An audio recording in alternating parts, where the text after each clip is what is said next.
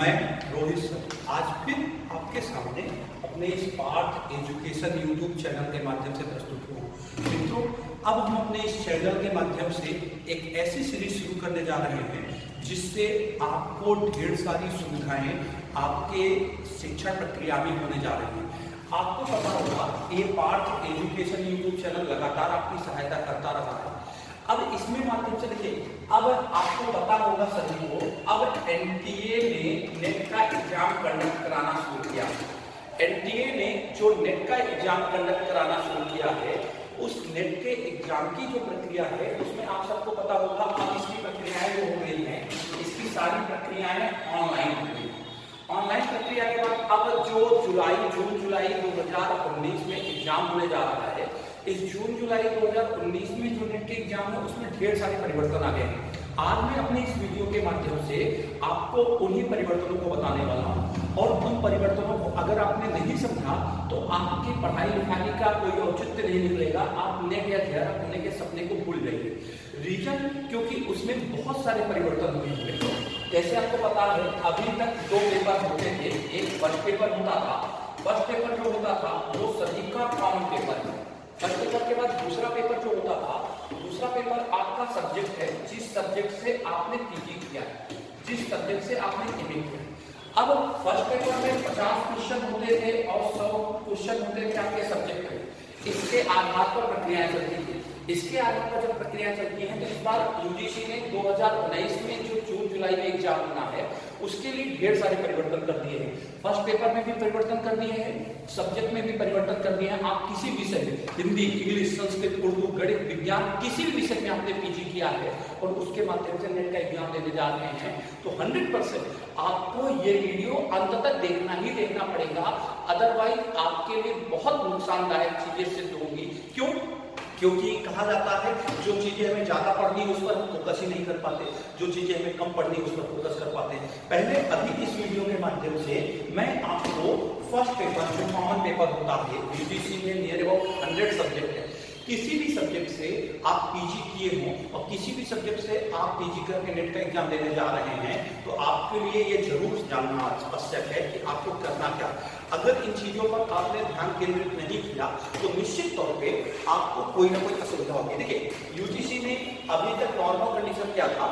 Normal condition में UGC का जो फर्स्ट पेपर होता था, फर्स्ट पेपर में टीचिंग एप्टीट्यूड जिसको हम शिक्षा अभिक्षमता कहते हैं, फिर रिसर्च एप्टीट्यूड जिसको हम अनुसंधान अभिक्षमता कहते हैं, फिर कॉम्प्रिहेंशन जिसे हम गद्यांश कहते हैं, फिर कम्युनिकेशन जिसे हम संचार प्रक्रिया कहते हैं, फिर डाटा इंटरप्रिटेशन जिसे हम आंकड़ों का समंकन कहते हैं, फिर रीजनिंग जो तार्किक एबिलिटी होती है, फिर लॉजिक जो आपका तार्किक युक्तियां होती हैं, फिर आईसीटी इंफॉर्मेशन और कम्युनिकेशन टेक्नोलॉजी होती है।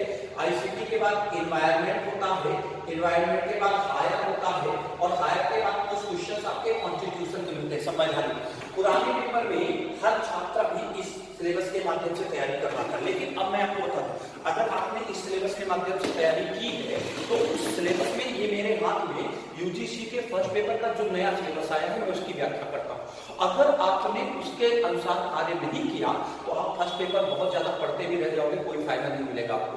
देखिए, मैं आपको बता देता हूँ, है अभी शिक्षा अभिवृत्ति, पहला चैप्टर आपका शिक्षा अभिवृत्ति है, ये आपका पहला चैप्टर है। लेकिन जो आपका शिक्षा अभिवृत्ति पहला चैप्टर है, पुराने सिलेबस को उठा लीजिए, आप खुद यूजीसी की साइट से पुराने सिलेबस को लीजिएगा, नए सिलेबस को लिखिएगा, देखिए इसमें कितने अंतर हैं। अब जो शिक्षा अभिवृत्ति है, शिक्षा अभिवृत्ति की प्रक्रिया में सबसे पहले चीज दिया है शिक्षण अवधारणा, शिक्षण उद्देश्य, शिक्षण स्तर।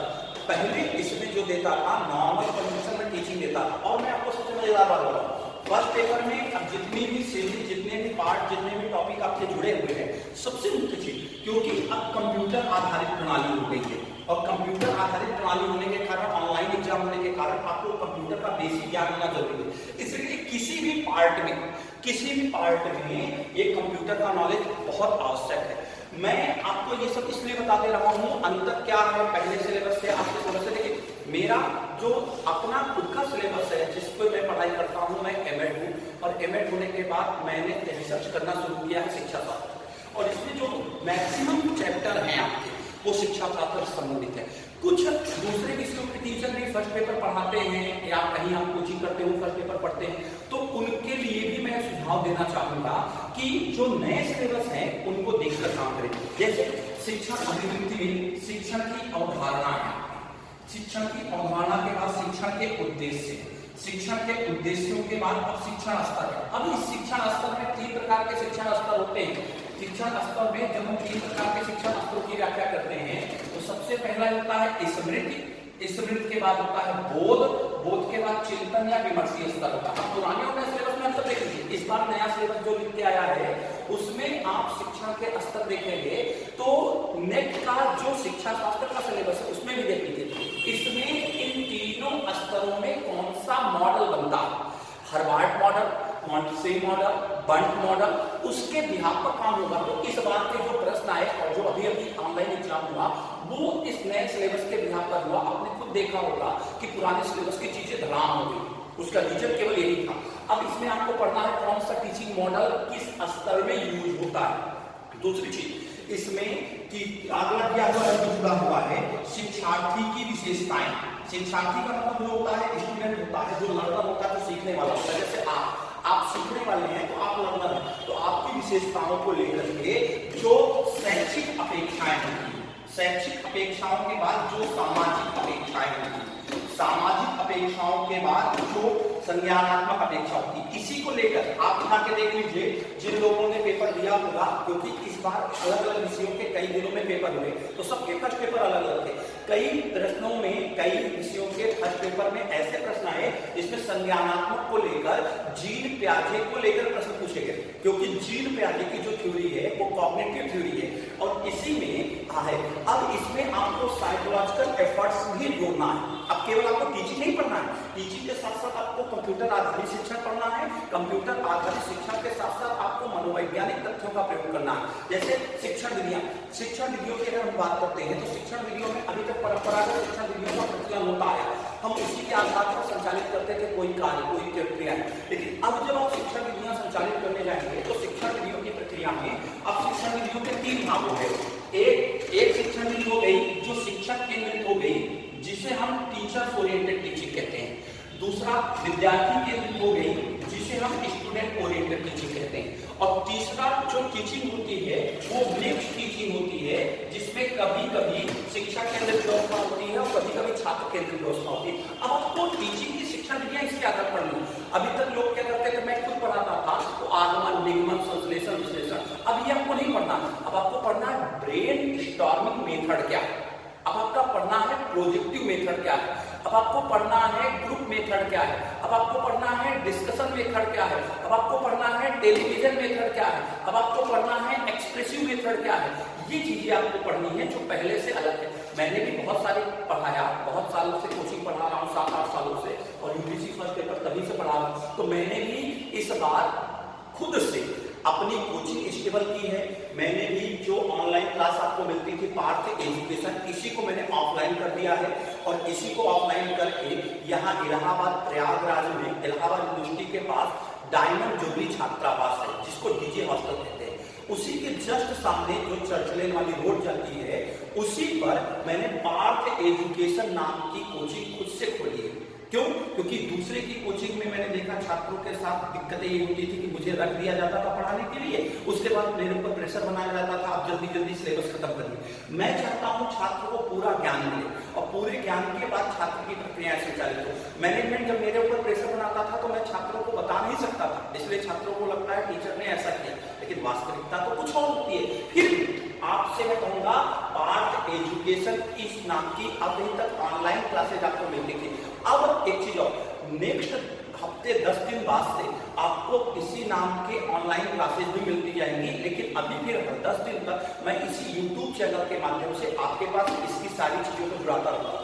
जो पार्थ एजुकेशन कोचिंग खुली है वो इस नंबर पे आप कांटेक्ट करके पूछ सकते हैं 94 51 21 66 56। इसमें हमारे यहाँ गृह विज्ञान, होम साइंस जिसे आप कहते हैं, वो पढ़ाया जा रहा है। जो हमारे यहाँ गृह विज्ञान पढ़ाया जा रहा है उसमें 2 से 3 टीचर मिलकर पढ़ा रहे हैं जो आपको गृह विज्ञान पढ़ा रहे हैं। 2 दिन 3 दिन हमारे यहाँ हम निःशुल्क कक्षाएं कार्यशालाएं देते हैं। आइए पहले क्लास करिए तब देखिए। इसके अलावा हिंदी, हिंदी के अलावा जो सामाजिक विषय इतिहास, भूगोल, राजनीति शास्त्र, अर्थशास्त्र, फिर कला, कला के बाद संस्कृत, ऐसे करके, और शिक्षा शास्त्र, शिक्षा शास्त्र तो मेरा अपना खुद का विषय है, अर्थशास्त्र, इसको करके हम नए सिलेबस, फिर आपको दोहरा दे रहा हूँ, जो यूजीसी का नया सिलेबस है इसके अकॉर्डिंग हम पढ़ा रहे हैं। यहाँ मैं आपको बता रहा था, अब टीचर में शिक्षण विधियों में ये चीज आ गई, उसके बाद शिक्षण विधियों में आप नए सिलेबस में लिखिएगा प्रभावी तत्व तो जुड़ गया, पुरानी नोट्स में पुरानी जगह ये नहीं मिलेगा।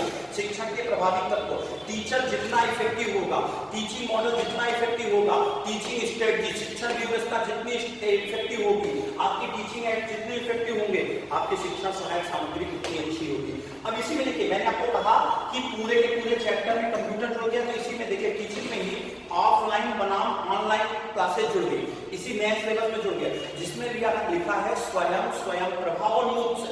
आप किसी से भी पढ़िए, कहीं भी पढ़िए, पूछे मूक्ष क्या है, तो वो आपको नहीं बताएंगे, क्योंकि ये ओरिजिनल जो टर्म्स है वो शिक्षा शास्त्र विषयों से लिए गए हैं। इसके अलावा परंपरागत और आधुनिक शिक्षण प्रक्रिया में अब आईसीटी कंप्यूटर को जोड़ दिया गया है, फिर मूल्यांकन आ गया है, जो शिक्षण अभिवृत्ति है इसमें मूल्यांकन आ गया है। मूल्यांकन भी अब पुराने मूल्यांकन की प्रक्रिया नहीं आती है, इसमें भी कंप्यूटर को जोड़ दिया गया है, और कंप्यूटर को जोड़ करके ग्रेडिंग सिस्टम को ला दिया गया है। तो ये तो अभी मैंने केवल एक चैप्टर बताया आपको, शिक्षण अभिवृत्ति। इसी तरीके से अभी जब आपको शुरू में कोई टीचर पढ़ाने जाएगा तो शिक्षण अभिवृत्तियां आसान है, पढ़ा लेंगे, लेकिन हर चैप्टर की अपनी अपनी विडंबना है। इसमें बता दूं, जो कॉन्स्टिट्यूशन था पहले संवैधानिक मूल्य आते थे, नए सिलेबस में संविधान को बिल्कुल हटा दिया गया है। नए सिलेबस में संविधान के एक भी प्रश्न नहीं है, राजनीति के एक भी प्रश्न नहीं है। बहुत से लोग ऐसे होंगे जो आपको पुराने सिलेबस में राजनीति पढ़ाएंगे या पुराने सिलेबस से शिक्षा पढ़ाएंगे, तो वो आपके लिए खतरनाक हो सकता है।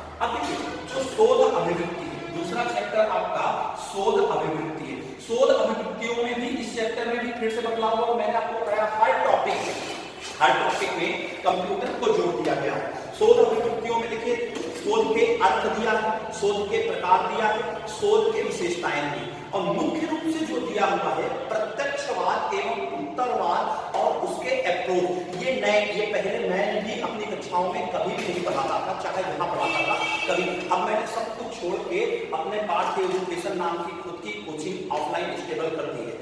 अब उसमें भी मैं अपने छात्रों को प्रत्यक्षवाद पढ़ाऊंगा, उत्तरवाद पढ़ाऊंगा और अप्रोच पढ़ाऊंगा, क्योंकि हर चैप्टर महत्वपूर्ण है। कोई टीचर आपसे ये कहे कि केवल टीचिंग पढ़ लेने से, केवल लॉजिक पढ़ लेने से, केवल रीजनिंग पढ़ लेने से, तो आपके लिए महत्वपूर्ण स्थिति हर टीचर हर सब्जेक्ट को लेकर। उसके बाद दूसरा इसमें जुड़ा, शोध की पद्धतियां जुड़ गई हैं, प्रायोगिक, विवरणात्मक, ऐतिहासिक, गुणात्मक और मात्रात्मक। पुराने सिलेबस को उठा के देखिएगा, क्वालिटेटिव और क्वांटिटेटिव तो कोई भी वैल्यूएशन नहीं दिया था। इस बार नए सिलेबस में मैं फिर से पढ़ा रहा हूँ, शोध में क्वालिटेटिव और क्वांटिटेटिव। उसके बाद रिसर्च के स्टेप दिया है, रिसर्च के स्टेप के बाद अब रिसर्च की जो थीसिस है, थीसिस के फॉर्मेट और उसकी संदर्भ। जैसे आप जब थीसिस लिखते हैं, आप जब नेट हो जाएंगे, जेआरएफ हो जाएंगे, उसके बाद रिसर्च करने जाएंगे। जब आप रिसर्च करने जाएंगे तो रिसर्च की प्रक्रिया में आपको थीसिस लिखनी पड़ेगी। जब आप थीसिस लिखने जाएंगे, उसके बिहार पर आप काम करेंगे, तो उस थीसिस का फॉर्मेट क्या होगा। और यहाँ भी देखिए, एक नया चैप्टर फिर जुड़ गया है, रिसर्च में भी शोध में आईसीटी का अनुप्रयोग। और एक चीज सबसे बड़ी बात, रिसर्च वाले में आप देखना, सबसे मुख्य चैप्टर रिसर्च एथिक्स का। इसके क्वेश्चन पिछले 4-5 सालों से लगातार पूछे जा रहे हैं, लेकिन अब नए फॉर्मेट में आपको कंप्यूटर आधारित शोध नैतिकता बतानी पड़ेगी, कंप्यूटर आधारित प्रक्रम बताना पड़ेगा। उसके बाद अगला जो चैप्टर है आपका, वो कॉम्प्रिहेंशन है। उसमें भी अनसीन पैसेज, लेकिन इस बार जिन लोगों ने एग्जाम दिया होगा उन लोगों ने देखा होगा, अनसीन पैसेज में भी ऐसे क्वेश्चन थे जो टेक्निकल के द्वारा जुड़े हुए थे। फिर अगला चैप्टर यहाँ देखिए, कम्युनिकेशन दिया हुआ है। देखो, ऊपर का जो टॉपिक का नाम है वो यूजीसी ने नहीं बदला है, हाँ केवल संविधान को, राजनीति को हटाया है, लेकिन अंदर जो उसने मटेरियल दिया है हर चैप्टर में, उन सब में बदलाव हुआ है। जो संप्रेषण है, संप्रेषण में देखिए पहली बार संप्रेषण का अर्थ, संप्रेषण के प्रकार के साथ साथ एक नई तत्व, नई चीजें जुड़ गई है, अभिलक्षण। अब आपको संप्रेषण की प्रक्रिया में अभिलक्षण भी बताना पड़ेगा। प्रभावी संप्रेषण क्या है, वर्बल, नॉन वर्बल, और इसके साथ पहली बार जो जुड़ के आया है नए सिलेबस में, आप देखो इंटरकल्चरल और ग्रुप कम्युनिकेशन, जिसमें कक्षा संप्रेषण जुड़ के आया। तो अंतर सांस्कृतिक संप्रेषण पहली बार यूजीसी ने जोड़ा हुआ है। प्रभावी संप्रेषण की बाधाएं, और इसमें भी मीडिया को जोड़ दिया है। मीडिया क्या है? कंप्यूटर आधारित शिक्षा है, जिसके माध्यम से, टेलीविजन के माध्यम से और भी देते हैं। जैसे मैं ऑनलाइन आपको यूट्यूब पढ़ा रहा हूँ, तो इसके माध्यम से आपको कंप्यूटर के द्वारा मैं शिक्षित भी कर रहा हूँ, तो मीडिया जो है ये नई चीजें कम्युनिकेशन में जुड़ी।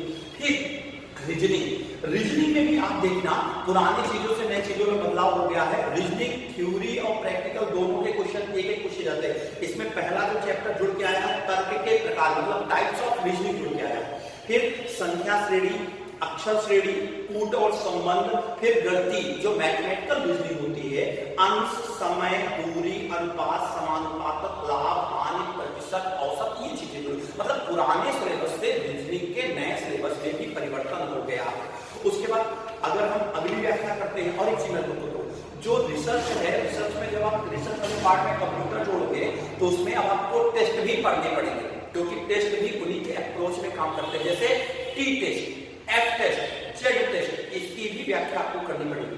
उसके बाद अगला जो चैप्टर छठवीं इकाई दी हुई है, छठवीं यूनिट दी हुई है, वो लॉजिक की युक्ति तर्क वाक्य दिया हुआ। युक्ति तर्क वाक्यों में भी पहले क्या आता था? वेन डायग्राम आता था, पहले क्या आता था? वैधता आती थी, पहले क्या आता था? संबंध आता था। लेकिन अब देखिए नए वाले में उसमें भी परिवर्तन कर दिया गया है। युक्ति ढांचे का बोध, निरुपाधिक तर्क वाक्यों को पहली बार रखा गया। औपचारिक अनौपचारिक दोषों को, जब कभी भी व्याघात, व्याप्त, दोष इत्यादि हो जाते हैं तो उसकी व्याख्या होती है। लक्ष्यार्थ और वाक्यार्थ को पहली बार रखा गया। उसके बाद आगमनात्मक और निम्नात्मक तर्क वाक्यों के मूल्यांकन की वेन आलेख है, वो पहले भी था, लेकिन अब भारतीय तर्कशास्त्र को रख दिया गया। उसके साथ साथ भारतीय तर्कशास्त्र के साथ साथ जो लोग एजुकेशन वाले होंगे, एजुकेशन के साथ साथ और विषय वाले होंगे, आप देखे होंगे किसी भी जगह आप प्रमाण की व्याख्या करते हैं। तो पहली बार देखिए इस बार यूजीसी ने लॉजिक में प्रमाणों को रखा है। प्रत्यक्ष प्रमाण, अनुमान प्रमाण, उपमान प्रमाण, शब्द प्रमाण, अर्थापत्ति प्रमाण और अनुपलब्धि प्रमाण। आप उठा के देख लीजिए, मैं अभी भी आपको कह रहा हूं, आप उठा के देख लीजिए सांख्य, योग, न्याय, वैशेषिक, वेदांत दर्शन में यूजीसी ने शिक्षा शास्त्र विषय में और दूसरे एग्जाम में प्रश्न पूछे गए। ये 6 प्रमाणों की व्याख्या की गई। फिर अनुमान संरचना है। फिर अगला जो आता है, अगला डीआई। कुछ लोग ऐसे हैं जो फर्स्ट पेपर में टीचिंग पढ़ा देते हैं, कम्युनिकेशन पढ़ा देते हैं, सरल विषय, लेकिन जब रिसर्च की बारी आती है, डीआई की बारी आती है, तो कहते हैं डीआई बच्चों को कितना आएगा, अंतिम में बच्चे छोड़ दें। छोड़ने का क्या मतलब? आप क्यों छोड़ोगे? आपको पढ़ना है, सफलता एक क्वेश्चन से भी रुक सकती है। आप कोशिश तो करो, कोशिश करोगे तो बिल्कुल हल होगा, और उसके लिए टाइम मैनेजमेंट। इसीलिए मैंने पार्थ एजुकेशन जो अपनी कोचिंग खोली है, उसमें आप आके देखो, मैंने एक कंप्यूटर लैब भी बना रखा है। अब आपको ऑनलाइन टेस्ट सीरीज भी मैं अपनी यही कोचिंग सेंटर में ही प्रोवाइड कराऊंगा, जिससे जो बच्चे कंप्यूटर पर नहीं बैठते, पहले बार अगर उनको 2, 4, 6 बार मैं कंप्यूटर पर बैठा के टेस्ट दिलाऊंगा तो उनका यहीं पर और भी कार्यक्रम हो जाएगा। उसके बाद देखो डीआई में भी बदलाव किया गया। डीआई में थ्योरी और प्रैक्टिकल दोनों की व्याख्या की गई, मुख्य रूप से आता है। तो डीआई भी आंकड़ों का स्रोत, गुणात्मक और मात्रात्मक चार्ट, उसके बाद आंकड़ों की व्याख्या। उसके बाद अगला चैप्टर आईसीटी। आईसीटी देखिए लगभग वही चीजें हैं। इसके में आपको पढ़ना है जो आपके फुल फॉर्म पूछे जाते हैं, जैसे वीसीआर, रोम, रैम, इनके फुल फॉर्म पूछे जाते हैं। उसके बाद इंटरनेट, इंट्रानेट, ऐसे करके जो इसके टूल्स होते हैं वो आपसे हैं। हालांकि इसमें भी जो नया जुड़ के आया है, हायर एजुकेशन में डिजिटल योजना, जो उच्च शिक्षा प्रणाली है, उसमें अब आप आईसीटी के माध्यम से कैसे मुख्य रूप से विकास करेंगे। अब देखिए मित्रों, मैं 9वां चैप्टर जो आपको बताने जा रहा हूं, आप खुद उठा के देख लीजिएगा नए सिलेबस में। ये पहली बार जुड़ के आया है पूरा का पूरा सिलेबस। जो लोग एनवायरमेंट और कॉन्स्टिट्यूशन, बहुत से लोग कॉन्स्टिट्यूशन के बलबूते बहुत चलते थे, 2-4 क्वेश्चन, अब वो पूरी तरीके से हट गया है। अब इसमें है पब्लिक के बाद डेवलपमेंट के बाद एनवायरमेंट, और ऐसे पर्यावरणीय मुद्दे जो आप शिक्षा शास्त्र विषय में पर्यावरणीय शिक्षा के नाम से जानते हैं, उसको उठा के देख लीजिए। प्लस इसमें जो हाल ही में समझौते हुए, घटनाएं हुई, जो विकास, जिससे देखिए पर्यावरण जब प्रदूषित होगा तो मानव के विकास का ह्रास होगा।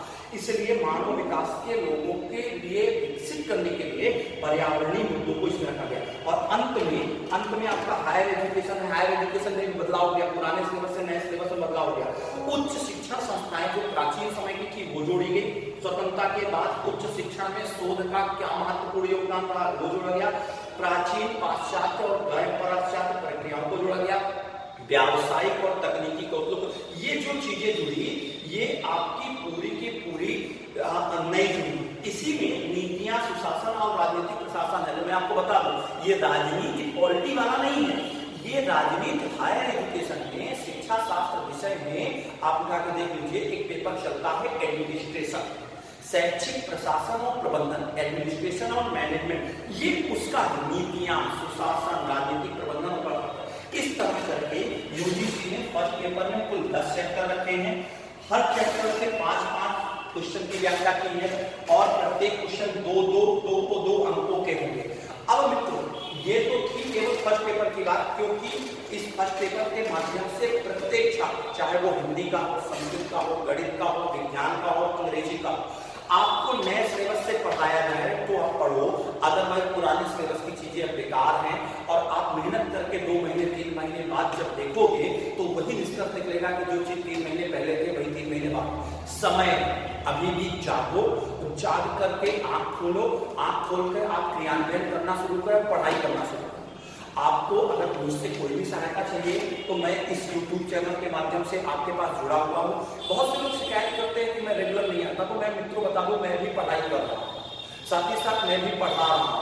इसलिए अपनी परीक्षाओं को देखते हुए भी कभी कभी मुझे असमर्थता हो जाती है, लेकिन फिर भी मैं पूरी कोशिश करूंगा कि आज से ये जो श्रृंखला शुरू हुई है वो आपके पास चलती है। और अगले हफ्ते से 10 दिन के अंदर पार्थ एजुकेशन YouTube चैनल जो आपको अब ऑफलाइन भी मिलता है, मैं आपको बता दूं, जहां पर ऑफलाइन आप जब पढ़ने आओगे तो पार्थ एजुकेशन जो है, पार्थ एजुकेशन जो है आपका, इसी नाम से अब कोचिंग हो गई है। मैं यही केवल पढ़ाता हूं। हमारे यहाँ जो टीजीटी है, पीजीटी है, नेट है, उसके साथ साथ सबसे मुख्य आप सब मुझे जानते हो कि मैं टेट सीटेट में 8 सालों से टेट सीटेट भी पढ़ा रहा हूँ। टेट सीटेट में जो पेडागॉजी आती है, क्योंकि आप हिंदी पढ़ो, संस्कृत पढ़ो, एनवायरनमेंट पढ़ो, मैथ पढ़ो, हर विषय में पेडागॉजी आ गई है और पेडागॉजी आपके यूजीसी फर्स्ट पेपर में भी आ गई है। और मुख्य विषय शिक्षा शास्त्र विषय में पहली बार यूजीसी ने पेडागॉजी नाम का ही एक पूरा का पूरा चैप्टर रख दिया है नए सिलेबस में। आप शिक्षा शास्त्र विषय में लिख भी सकते हैं, तो वो मेरा प्रॉपर सब्जेक्ट है जिसके ऊपर मैं किताबें भी लिख रहा हूँ, काम भी कर रहा हूँ, उसके माध्यम से आपको पार्थ एजुकेशन जो कोचिंग खुली है ये डीजे हॉस्टल जिसे हम डायमंड जुबली हॉस्टल कहते हैं, इलाहाबाद यूनिवर्सिटी का है। इलाहाबाद यूनिवर्सिटी से आनंद भवन जाते समय उसी के सामने जो चलने वाली रोड जाती है उसी में राइट हैंड साइड पहली बिल्डिंग है जिसमें एक कोचिंग चलती है आपकी सक्सेस पावर। ये बैंक एसएससी रेलवे की कोचिंग है, इसी के निचली बिल्डिंग में, निचले तल में यही चलती है। फिर भी आपको अगर गृह विज्ञान पढ़ना है, गृह विज्ञान हमारे यहाँ 2 से 3 टीचर मिलकर पढ़ा रहे हैं, जिसमें मैं भी हूँ, 2 टीचर और हैं, अलग अलग पार्ट होते हैं, उसकी भी जानकारी मैं अभी इसी चैनल में आपको दे देता हूँ। उसके बाद हिंदी चल रहा है, हिंदी के बाद इतिहास, भूगोल के बाद राजनीति विज्ञान, अर्थशास्त्र, कला, संस्कृत, कई विषय चल रहे हैं। अगर आपको कोई भी सुविधा चाहिए तो आप हमारी कोचिंग में आकर 2 दिन, 3 दिन, 4 दिन हर विषय का ट्रायल कर सकते हैं। साथ ही साथ टेट और सीटेट की कक्षाएं भी हमारे यहाँ चलने जा रही हैं। टेट और सीटेट की कक्षाओं में हमने इलाहाबाद के नामी ग्रामीण टीचरों को अपनी टीम में जोड़ा है और मेरे कुछ पुराने सहयोगी मेरे टीम में काम कर रहे हैं, जिसमें मुख्य नाम एक तो मैं हूँ जो आपको टेट सीटेट में साइको पढ़ाऊंगा अपने यहाँ पार्थ एजुकेशन कोचिंग में। प्रवीण शर्मा सर बहुत बड़ा नाम है, आप इनको भी यूट्यूब पे इनके नाम से सर्च कर सकते हैं, मैथ पढ़ाएंगे। साथ ही साथ बजरंगी सर, अरुण पांडे जिनका नाम है, संस्कृत के लिए तो मंत्रमुग्ध व्यक्ति हैं, वो पढ़ाएंगे। तो इन धुरंधरों के सहयोग से मैंने अपना काम करना शुरू कर दिया है।